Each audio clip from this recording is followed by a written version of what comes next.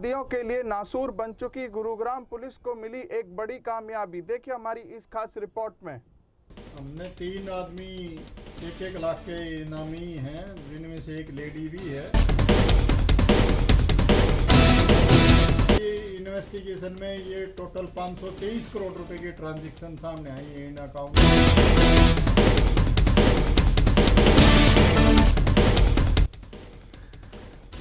गुरुग्राम में प्लाट खरीदने वाले जरा सावधान हो जाएं। कहीं ऐसा ना हो कि आपको किसी और का प्लाट बेच दिया जाए और आपको करोड़ों रुपए का चूना लग जाए। गुरुग्राम पुलिस ने आज एक ऐसे गिरोह का पर्दाफाश किया है जो फर्जी तरीके से किसी का भी प्लॉट किसी और को बेच दिया करते थे। इन आरोपियों ने कई ऐसी बड़ी बड़ी घटनाओं को अंजाम दे डाला जिसे जानकर आप भी हैरान हो जाएंगे। ये आरोपी पहले हाई फाई सोसाइटी में खाली पड़े प्लाट की रैकी करते थे और उसके बाद खाली पड़े प्लाट का फर्जी तरीके से कागज बनवाकर और खाली पड़े प्लाट का नकली माली बनकर प्लाट को बेच दिया करते थे। पुलिस को लगातार धोखाधड़ी की शिकायतें मिल रही थी और इन आरोपियों पर 1-1 लाख रुपए का इनाम भी घोषित किया हुआ था। पुलिस ने आज 3 आरोपियों को गिरफ्तार किया है, जिसमें एक महिला भी शामिल है।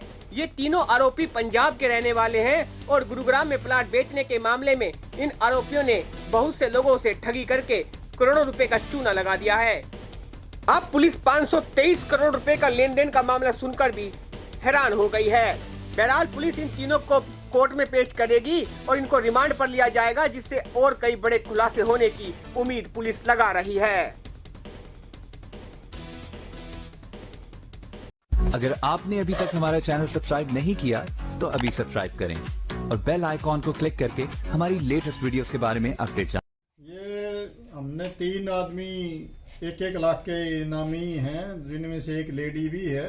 इनको अरेस्ट किया है। ये 2018-19 में सुशांत लॉक पुलिस स्टेशन में 5 मुकदमे दर्ज हुए, जिनमें ये आरोप था कि कुछ लोगों ने फर्जीवाड़ा करके फर्जी आदमी खड़े करके और असल ओनर्स के साथ धोखाधड़ी करके अपने बैंक अकाउंट खुलवा के और फर्जी रजिस्ट्री करके पैसे हड़प लिए अपने अकाउंट्स में, और वो फिर बाद में फर्जी अकाउंट ही कुछ कंपनीज के खुलवाए हुए थे, उनमें पैसा ट्रांसफर करके और खा के भाग गए।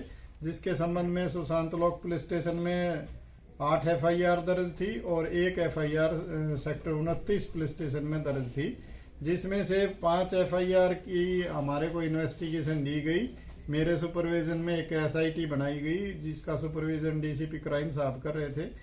उसको ये जिम्मेदारी दी गई कि इन लोगों को गिरफ्तार किया जाए, जिस पे हमने काम करते हुए हमारी क्राइम यूनिट सेक्टर DLF 4 ने काफी बेहतरीन काम किया इंस्पेक्टर नवीन की अध्यक्षता में, और उन्होंने इन 3 लोगों को, जो 5 जो चिन्हित अपराधी थे, उनमें से 3 आरोपियों को हमने गिरफ्तार कर लिया है, जिन पर हरियाणा सरकार ने 1-1 लाख रुपए के इनाम डिक्लेयर कर रखे। इनको 5 तारीख को हमने अरेस्ट किया था और उनको 6 तारीख को कोर्ट में प्रोड्यूस करके 10 तारीख तक उनका पुलिस रिमांड हमने लिया था और आज उनको अदालत में पेश किया है। उनकी जो पूछताछ में ये बातें सामने आई कि 2 इनके मुख्य आरोपी संजय कथुरिया और एक मिस्टर सोनू थे, जो इनको सबको तैयार करके लेके आते थे। ये यहाँ पे गुड़गांव में फर्जी नाम से अकाउंट खुलवा लेते थे। पंजाब में भी इन्होंने अकाउंट खुलवाए हैं और उस फर्जी नाम से ही उस जो अंसल की जो प्रॉपर्टी थी, उसका जो फर्स्ट ओनर था, उसके पेपर लेके और उसके नाम से पहले उसके ब्लड रिलेशन के नाम से ही कोई वो फर्जी आदमी खड़ा करके उसके नाम वो प्रॉपर्टी ट्रांसफर करा के और फिर उसको किसी दूसरे आदमी को सेल कर देते थे। उससे बैंक अकाउंट में पैसे लेते थे और बैंक अकाउंट से कुछ फर्जी अकाउंट्स जो इन्होंने खुलवा रखे थे कंपनियों के नाम से, उनमें पैसे ट्रांसफर करा के और ये पैसे खा के भाग जाते थे।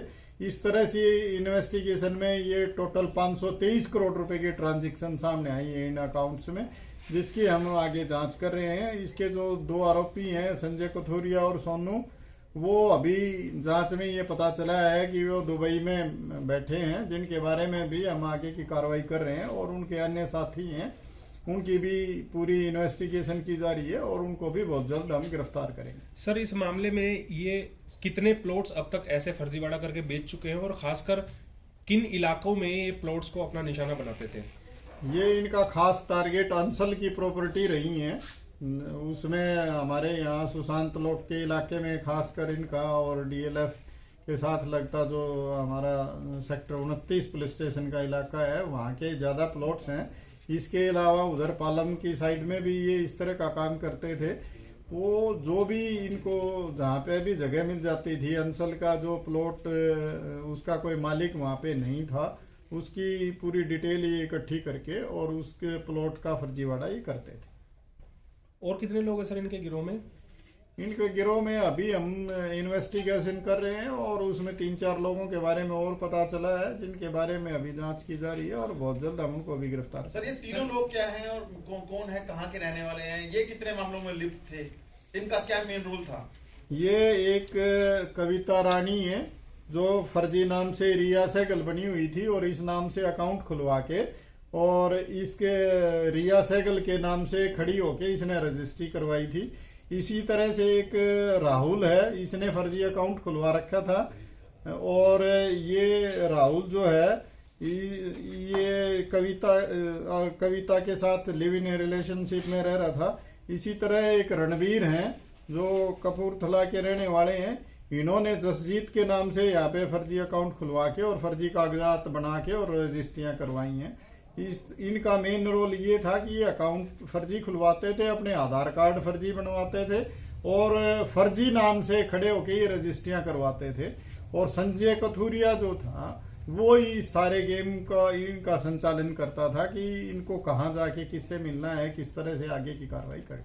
सर जो फर्जी कागजात बनवाने हैं और जो फर्जी रजिस्ट्रियां करवानी है, क्या उसमें किसी सरकारी अधिकारी या जो रजिस्ट्री करने वाले हैं या जो डॉक्यूमेंट्स जो बता रहे हैं आप, आधार कार्ड है, पासपोर्ट है, ये बनवाने के लिए भी कोई इन्वॉल्वमेंट थी इनके साथ, किन्हीं सरकारी अधिकारियों की जो ये बनाते हैं कागजात? इस सारे एंगल पे अभी जांच की जा रही है और उसमें जो भी सरकारी अधिकारी या कर्मचारी उसमें शामिल मिलेंगे हम उनके खिलाफ भी सख्त कार्रवाई करने जा रहे हैं। सर रिकवर कुछ हुआ इनसे फर्जी आधार कार्ड हमने बरामद किए हैं, ये कविता से रिया सहगल के नाम का और रणवीर से जसजीत के नाम का जो फर्जी आधार कार्ड है वो हमने बरामद किया है और आगे की इन्वेस्टिगेशन अभी कहां से गिरफ्तार किया गया सर इनको? यही गुड़गांव में ये एक किराए पे रह रहे थे पहले, उसी पे अब दोबारा से ये काम करने के लिए आए थे और वहीं से हमने इनको अरेस्ट किया। सर इन फर्जीवाड़ों के अलावा कोई और क्रिमिनल बैकग्राउंड है इनका? क्या कुछ पढ़े लिखे हैं? कुछ ये जो रिया है वो भी पढ़ी लिखी है, जो रणवीर है ये ज्यादा पढ़ा लिखा नहीं है और ये जो राहुल है ये पढ़ा लिखा है। तो इनका ये इसी तरह के जो 420 टाइप के जो केसेस हैं उनमें ज्यादा शामिल रहे। दूसरे क्राइम में इनकी अभी तक संलिप्तता के बारे में कोई जानकारी प्राप्त नहीं हुई। ठीक है सर 523 करोड़ का ट्रांजैक्शन था इसमें, तो ईडी को इसके रिगार्डिंग कोई इंटीमेशन सर? बिल्कुल, हम ईडी को भी इसके रिगार्डिंग जो इंटीमेशन है वो भेजने जा रहे हैं। गुरुग्राम से एनसीआर न्यूज के लिए एमी शर्मा की खास रिपोर्ट। अपने शहर की ताजा खबरों के लिए एनसीआर न्यूज के साथ बने रहिए। चैनल को लाइक व सब्सक्राइब करें। नमस्कार।